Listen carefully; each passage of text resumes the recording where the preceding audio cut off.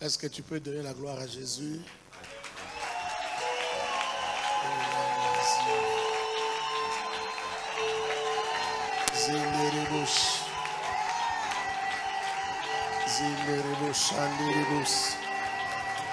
Un soir comme tous les soirs. Amen. Ne t'attends pas à ce que j'enseigne comme d'habitude. Moi-même, je ne sais pas si je vais enseigner ce soir. Parce que moi, je ne suis pas venu avec la pensée d'enseigner. Je suis venu avec la pensée de voir Dieu. Est-ce que je parle à quelqu'un? Je suis venu ce soir avec la pensée de provoquer Dieu et de voir Dieu. Alléluia. Amen. Le surnaturel. Supranaturel. Surnaturel, supranaturel, comme disent les anglophones. Qui dépasse le contrôle des phénomènes naturels, qui dépasse l'entendement, qui ne s'explique pas par les lois naturelles. C'est ça ce qu'on appelle surnaturel.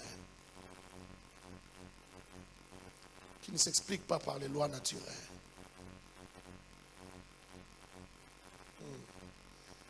Ça veut dire aussi au-delà du naturel. Au-delà de ce que les hommes connaissent comme naturel. Tout simplement. Il y a des relations entre les causes et les effets dans la nature. Tu bouilles l'eau, ça va s'évaporiser. C'est normal que l'eau dans la marmite diminue lorsqu'on chauffe l'eau. C'est un phénomène naturel. C'est normal que l'eau sèche à cause du soleil qui frappe. Mais il y a des choses que Dieu fait qu'on ne peut pas expliquer parce que ça n'obéit pas aux lois naturelles. Lorsque Jésus prend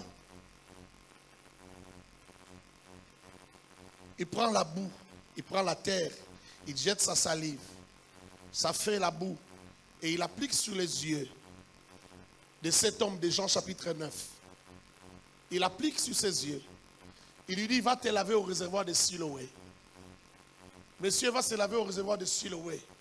Il était aveugle et il voit.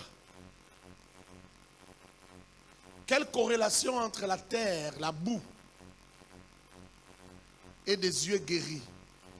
Depuis quand la boue peut guérir les yeux malades?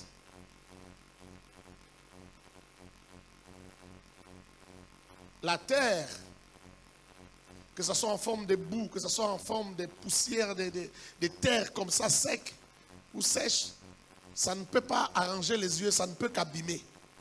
Ça ne peut qu'empirer la situation. Je ne sais pas si quelqu'un comprend. On l'a appelé l'alpha et oméga par défaut. Tu comprends ce qu'on dit par défaut? Ça veut dire, c'est parce qu'il n'y a pas mieux. On ne sait pas le dire autrement. Il vient de l'éternité. Cette éternité-là n'est pas connue dans les temps. Tu ne peux pas calculer ça. Tu ne peux pas dire 6 000 ans, 10 000 ans, 8 000 ans, 16 000 ans. Ça veut dire qu'il n'y a pas de début. Or, alpha, c'est un début. Est-ce que je parle à quelqu'un? Lui ne commence pas avec alpha, c'est lui l'alpha.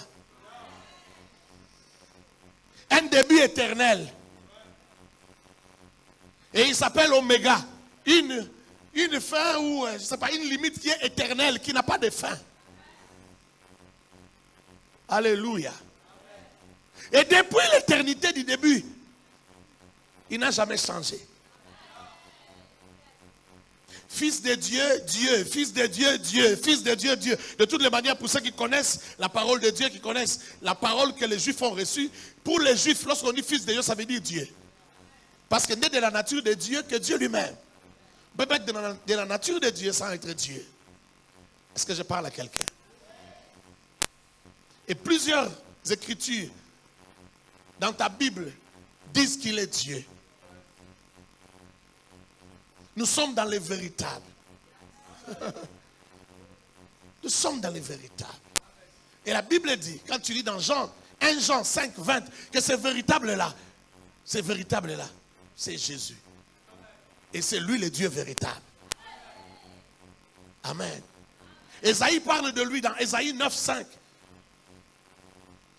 Un fils, un enfant nous est né, un fils nous est donné.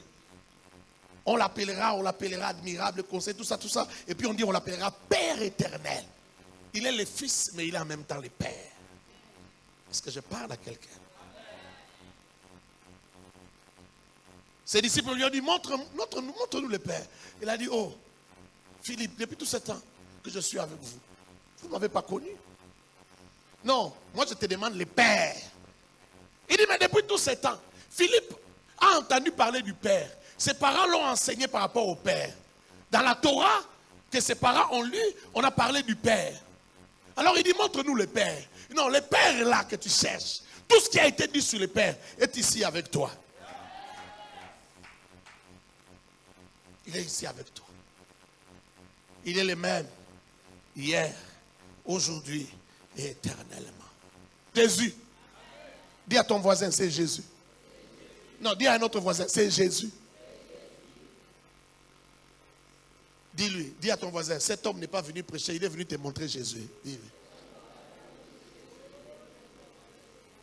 Jésus. Jésus.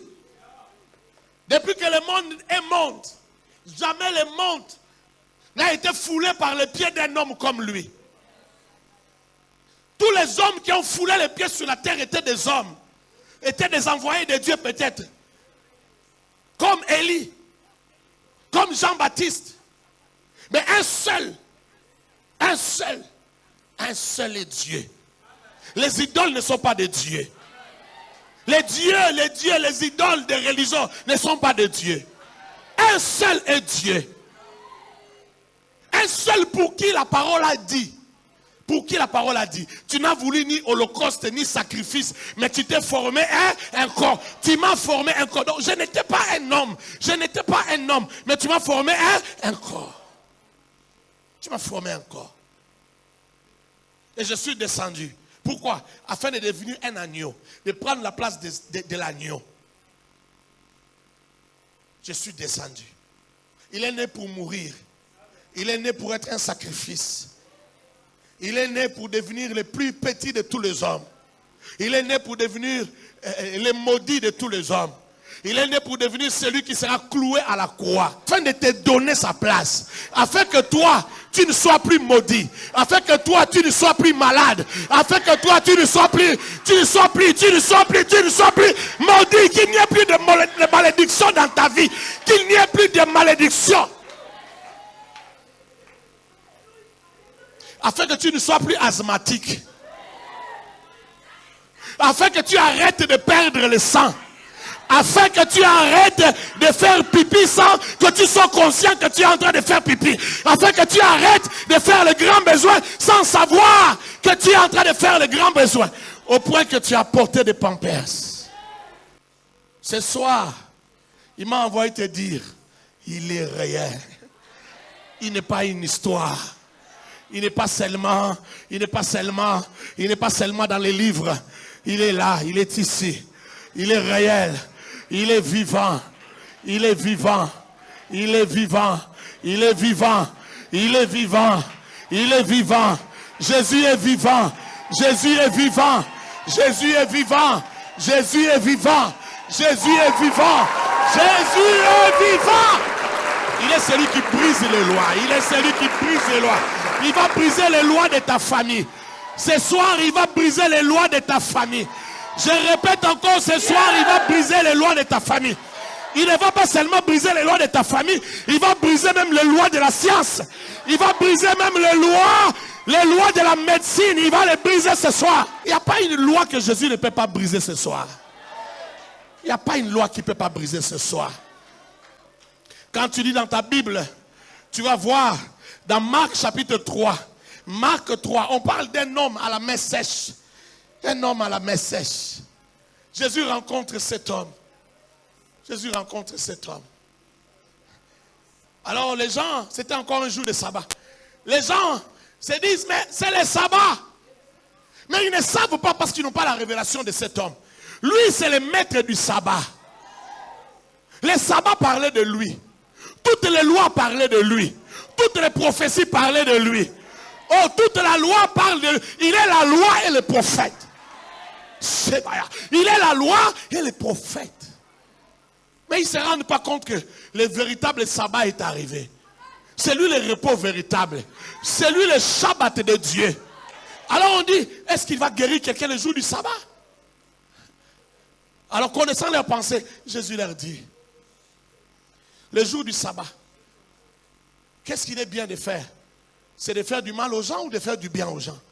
Personne ne voulait répondre parce que tout le monde a compris que c'est un piège. S'ils disent le mal, on va dire qu'ils ont contredit la parole. S'ils disent le bien, il va faire du bien à cet homme. Alors il ne voulait pas parler. Il a dit, vous avez des cœurs endurcis. Vous avez des cœurs mauvais. Vous avez des cœurs mauvais. Il dit à l'homme qui avait la main sèche, étends ta main. Il a étendu sa main. Et sa main a été guérie. Sa main, son bras a été guéri.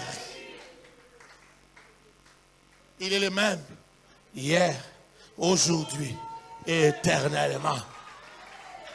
Répète encore avec moi. Il est le même hier, aujourd'hui et éternellement. Que quelqu'un répète encore avec moi. Il est le même. Il ne change pas. Le Dieu des miracles est ici. Le Dieu qui fait des miracles est ici. Karabos. Rabasakarabos.